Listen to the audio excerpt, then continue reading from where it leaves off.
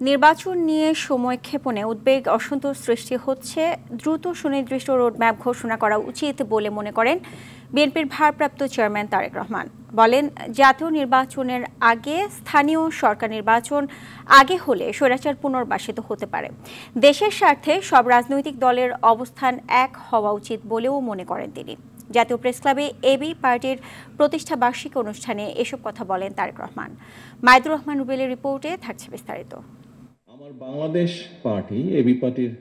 আমার বাংলাদেশ পার্টির প্রতিষ্ঠা বার্ষিকীর অনুষ্ঠানে ভার্চুয়ালি যোগ দিয়ে বিএনপির ভারপ্রাপ্ত চেয়ারম্যান তারেক রহমান বলেন, জনগণকে রাজনৈতিক ও অর্থনৈতিক নিশ্চয়তা দেবার জন্য প্রয়োজন জনগণের নির্বাচিত সরকার, আর তার জন্য দেশে স্বাধীনভাবে ভোট প্রণয়নের স্বাধীনতা নিশ্চিত করতে হবে। ফেসিবাদ ঠেকাতে নতুন রাজনৈতিক বন্দোবস্ত প্রয়োজন বলেও মনে করেন তিনি।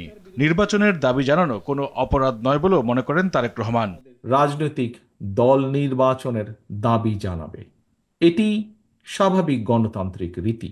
অত্যন্ত সুকৌশলে দেশে এমন একটি আবহাওয়া তৈরির অপচেষ্টা চলছে যেখানে নির্বাচন অনুষ্ঠানের দাবি করাটাই যেন একটি অপরাধ। জাতীয় নির্বাচন অনুষ্ঠান নিয়ে অবজ্ঞাসূচক বক্তব্য মন্তব্য কিন্তু পলাতক স্বৈরাচারকেই আনন্দ দেয়। জাতীয় নির্বাচন নিয়ে জনগণের মধ্যে আর উদ্বেগ না বাড়িয়ে নির্বাচনের সুনির্দিষ্ট পথনকশা প্রণয়নের দাবি জানান তারেক রহমান। বিরাজনীতিকরণ দেশের গণতন্ত্রের জন্য গভীর হুমকি হয়ে দাঁড়াতে পারে বলে মনে করেন তিনি। রাজনৈতিক দলগুলোকে জনগণের আদালতের মুখোমুখি করার উদ্যোগ গ্রহণ করতে হবে এবং এই উদ্যোগ গ্রহণ করতে হবে বর্তমান অন্তর্বর্তীকালীন সরকারকে।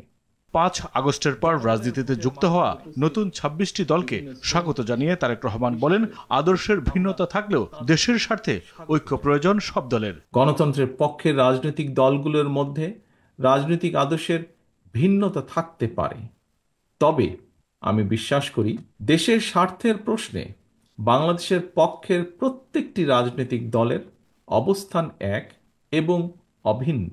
ক্ষমতাচ্যুত স্বৈরাচারের পুনরুত্থান নিয়ে উদ্বেগ প্রকাশ করে তিনি বলেন, স্বৈরাচারদের বিরুদ্ধে অন্তর্বর্তী সরকার পদক্ষেপ না নিলে পরবর্তী নির্বাচিত সরকার ঠিকই ব্যবস্থা নেবে পতিত স্বৈরাচারের। পুনরায় মাথাচাড়া দিয়ে ওঠার চেষ্টা করছে। মাইদুর রহমান রুবেল, RTV, ঢাকা।